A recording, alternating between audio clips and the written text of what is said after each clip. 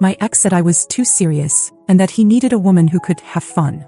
He moved to Miami with a bartender. I stayed home, built a business, and met someone real.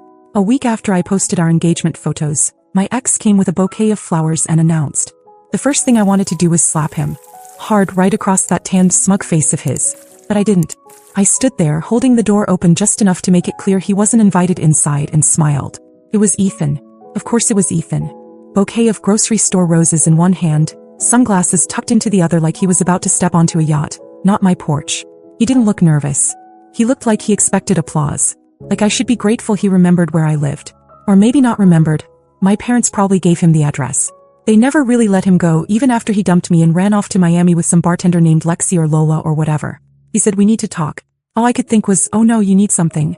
And that's when I decided I wasn't going to slap him. I was going to be smarter. Let me back up. Ethan and I dated for 3 years. The whole time I thought we were building something real. I wanted marriage. He wanted to party. He always had this way of making me feel like I was the boring one. Too serious. Too structured. Like having goals and ambition was some kind of personality defect. When he finally left, he made it sound like a public service. He said he needed someone who knew how to have fun. Apparently, Lexi the bartender was fun enough to convince him to move to Miami within a week. He took half our joint savings and didn't look back. Not even a text. And the worst part? My parents defended him. They said I was being dramatic. That I should give him space, that I'd regret it if I didn't try to fix things. My mom said love is hard. My dad said Ethan was a good investment. I blocked them both that night. Didn't speak to them for almost a year. Instead, I focused on the only thing I had left. The idea I'd been sitting on since college. I turned it into a business. Scrappy at first, just me and a laptop on my couch, but it grew. I learned fast, hired smarter, landed clients I used to dream about. 12 months later, I had my own agency, a 6-person team, and more revenue than I ever thought I'd see on a tax form. And then came Caleb. Quiet, solid, grounded. The opposite of Ethan in every possible way. We met through a mutual friend, started talking, and didn't stop. He wasn't flashy, but he made everything feel safe and real. 6 months and he proposed. I said yes without hesitation. We posted a few photos. Nothing dramatic. Just us happy. For once, it didn't feel like something I needed to prove. It just was. And now Ethan was standing in front of me, asking to talk like the last 2 years hadn't happened. Like he didn't set a fire and run. I stepped aside just slightly, enough to make him think maybe he'd be invited in. I already knew he wouldn't be, but I wanted to see what he'd do next. And trust me, I wasn't disappointed. I didn't ask him to sit, but he wandered in like it was still his place. Like 2 years hadn't passed and he hadn't torched everything on his way out. I stood behind him, arms crossed, waiting for him to say whatever it was that brought him to my door at 10 a.m. on a Thursday. He started slow. Said Miami wasn't what he thought it would be. That Lexi, yes, he actually used her name, turned out to be unstable. He said he'd been thinking about me a lot lately. That he missed our talks, our routines, the way I grounded him. He even said that Caleb looked like a good guy, but maybe a little too simple for someone like me. I wanted to laugh in his face. Instead, I asked what made him come back now. Why, after everything, he thought there was anything here for him. He shrugged, then said something about fate. He'd seen our engagement photos online. Said they were nice. That I looked beautiful. I didn't respond. I just watched the way his eyes kept scanning the room, lingering on things he didn't recognize. The art, the new furniture, the awards on the bookshelf. Then he said it. He knew I'd been successful. Said he'd seen my name in a 30 under 30 article that a friend of his forwarded.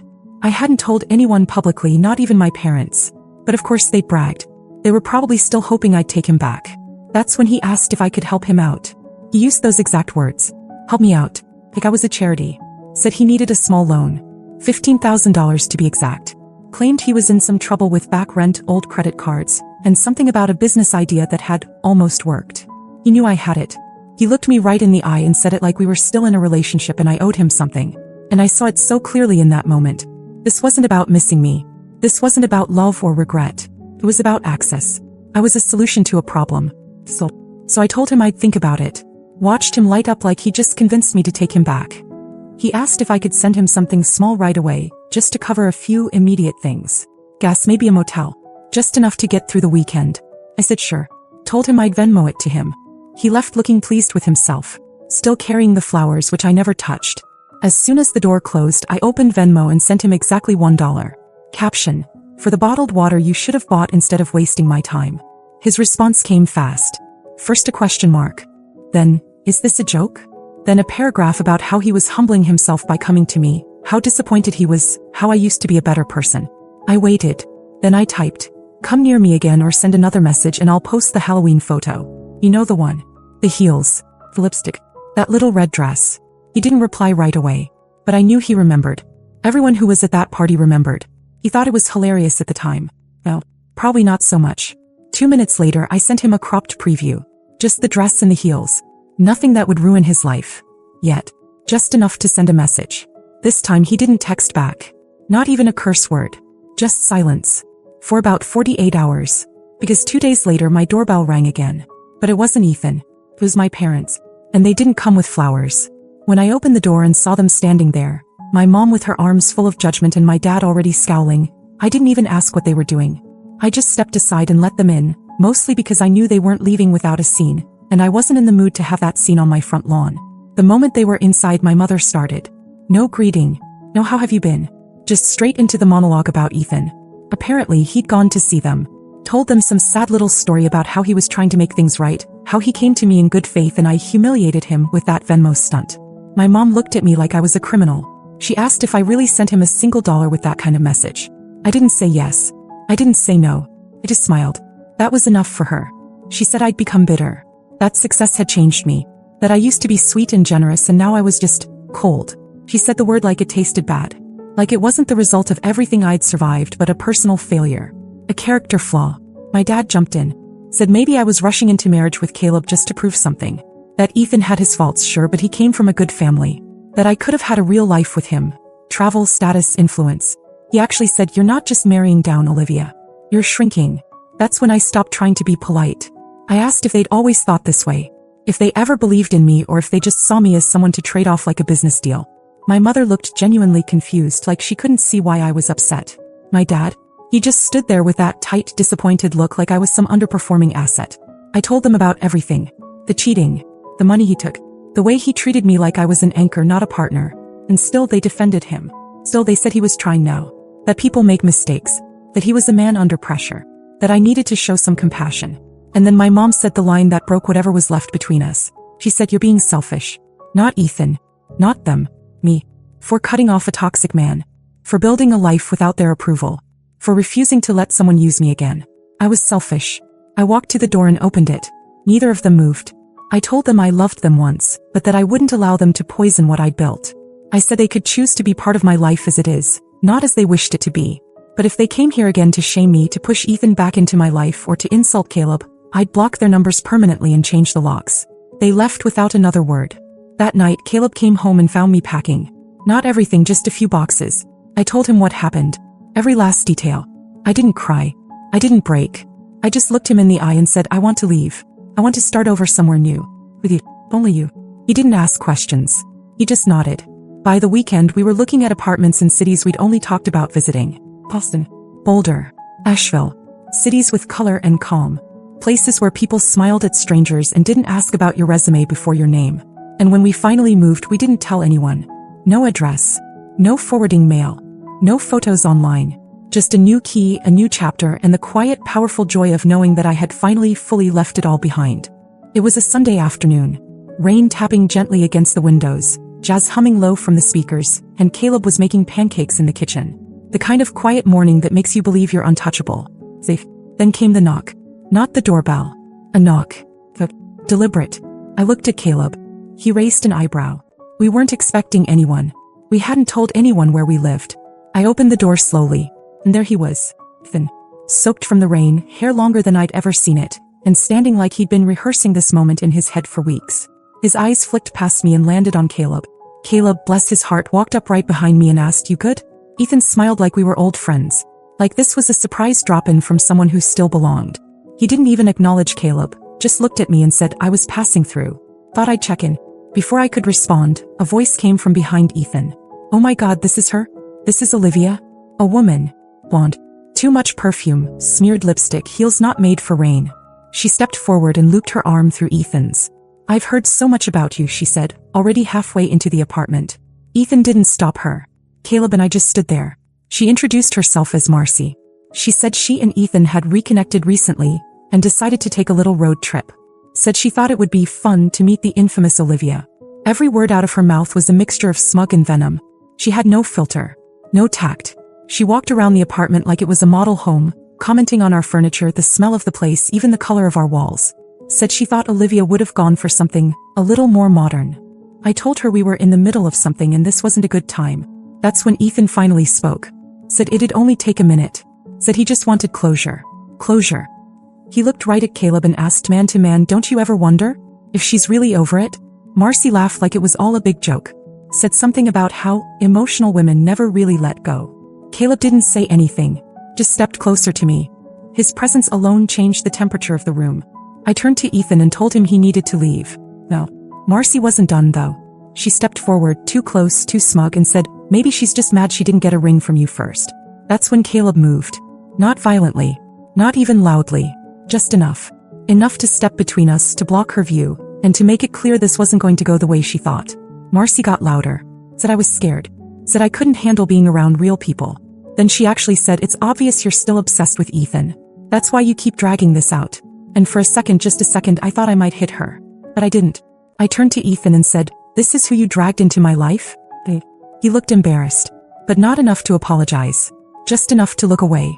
I pointed to the door and told them both they had 10 seconds before I called the cops. Marcy opened her mouth again, but Caleb raised his hand and said no. Don't. Not to me. To her. That shut her up. They left. No apology. No explanation. Just the wet sound of their footsteps fading down the hallway. I closed the door, locked it, and leaned against it for a long time. We weren't as hidden as we thought. Not anymore. I couldn't sleep that night. Not after Marcy's smug face, not after the screenshot Caleb got. Especially not after realizing that Ethan had probably never stopped watching. The sense of safety I'd worked so hard to rebuild cracked wide open. And the worst part was, it felt like someone had been inside our walls the entire time. That shared calendar. Of all the things, I hadn't looked at it in almost 2 years. It was synced to an old account and I'd forgotten it even existed. But Ethan hadn't. He must have checked it. Maybe once. Maybe 100 times. And my parents? I didn't even want to know how often they fed him updates under the guise of concern. I didn't call them. What was there to say? They'd made their choice. I was done trying to explain myself to people who only heard what they wanted. The next morning, Caleb and I sat on the living room floor, the sun streaming in like nothing had happened, and made a list. Not of what we wanted, but of what we needed. We needed out. Not just to leave town. We needed to disappear. While Caleb searched realtors, I started scrubbing. I deleted every online mention of our address I could find. Pulled my business registry from local listings. Told my team we were going remote for the next few months and forwarded all calls to my assistant. We planned everything fast. It wasn't panic. It was precision. Like we were executing a controlled burn. Then came the twist. While I was packing up my home office, I found a plain white envelope wedged between 2 books on the bottom shelf. No name. No stamp. Just folded paper inside. I opened it. There were 3 photos inside. Old ones. Printed. Me asleep on the couch. Caleb cooking in the background. Another of me outside jogging, earbuds and hair up.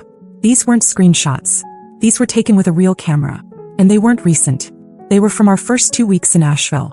Someone had been watching us long before Ethan showed up. That's when my hands started shaking. Because suddenly this wasn't just about jealousy. It wasn't just some petty ex trying to stir drama. This was control. This was ownership. I turned the photos over. On the back of one in the corner someone had written, "You don't get to vanish, Olivia." That night we didn't sleep. We didn't talk much. Caleb changed all our passwords. I made calls, quiet ones, to a few friends I still trusted. Lawyers. One ex-client who used to work in cyber investigations. I told them as little as I could, just enough to light a fire. By morning one thing was clear. This wasn't about fear anymore. This was war. We drove out of Asheville the next afternoon before sunset, leaving behind everything that could be traced. We didn't go to Savannah. That would have been too easy. Instead we drove north. Small towns. Back roads. Burner phones and prepaid cards. We stayed in places that didn't ask questions. Changed cars in Raleigh. Booked an Airbnb under a fake name in the mountains of West Virginia. Total radio silence. And while we moved I worked. Not just on relocating. On something else. A gift. For Ethan. Because if he thought he could stalk and manipulate me into falling apart, he had severely miscalculated the version of me that came out of all this. I sent one last message before we vanished completely. Just one. From a burner account. Encrypted. No trace. I know what you did. I know when you did it. And if you ever try this again, the world will know who you really are. Game's over. You lost. I attached a video. 32 seconds of him in that ridiculous red dress and heels at the Halloween party, drunkenly pretending to strip to a room full of people filming him. I'd held it for years. Never shared it. but I knew how much he feared it. I didn't release it. Not yet. Just enough to remind him that some ghosts bite back. He never responded. That was the last time I ever heard from him. No. We live in a quiet coastal town that isn't on any list. Caleb works remotely. I run the business through a proxy and only take clients I trust. We don't post. We don't update. We just live. No contact with my parents. No regrets. Some people start over. I vanished. And honestly, it's the happiest I've ever been. 3 months passed. Long enough for the adrenaline to fade, for the shadows under my eyes to soften, for me to believe, if only for a moment, that maybe we truly slipped into a new life. The town we chose wasn't big. It had one grocery store, a single-screen movie theater, and a diner that still used paper menus. People nodded at you in the street without asking questions. That was the point. Caleb settled in like he was born for it. Our apartment was small but bright, and we filled it with things that made us feel anonymous. Nothing branded. Nothing flashy. Just clean slates everywhere we looked. And for a while we were good. Until one Sunday afternoon I got a letter. Handwritten. No return address. My name scrawled in my mother's handwriting. I didn't even need to open it to know exactly what it would be. But I did anyway. The letter was 6 pages long. And every single sentence was a reminder that even blood can be a stranger. She wrote that she missed me. That they were worried sick. That I had changed. That she didn't understand why I had abandoned my family. That my father had cried. Then came the guilt. She said Ethan had been confused, wounded, and that I had no right to threaten him, no right to expose his mistakes. She accused me of blackmail. She wrote the word like she was testing how far she could push without saying what she really meant. You embarrassed us. And buried in the middle of it all was this line. You used to be the girl who wanted to make us proud. Now you act like we're your enemy. I didn't finish the letter. I folded it calmly and dropped it into the trash. The next day I got an email. A new account. No name. Just a short message. Family doesn't vanish. You'll come back eventually. You always do. I knew it was my father. He never did understand subtlety. That night I told Caleb everything. I asked him a question I never thought I'd have to ask again. What if they don't stop? He looked at me, then asked a better one. What if we make sure they can't? We met with a lawyer 2 days later. A private firm 2 towns over that specialized in restraining orders, privacy protection, digital trace cleanup. It was expensive. It was quiet. It was worth every penny. And I filed. Not because I was scared. Not anymore. But because I wanted the paper trail. I wanted the world, if it ever came to that, to know that I drew a line. I didn't respond to the letter. Or the email. But I did send one final message through the lawyer. A simple statement. This is your only warning. Contact me again in any form and you will lose access to everything. Permanently.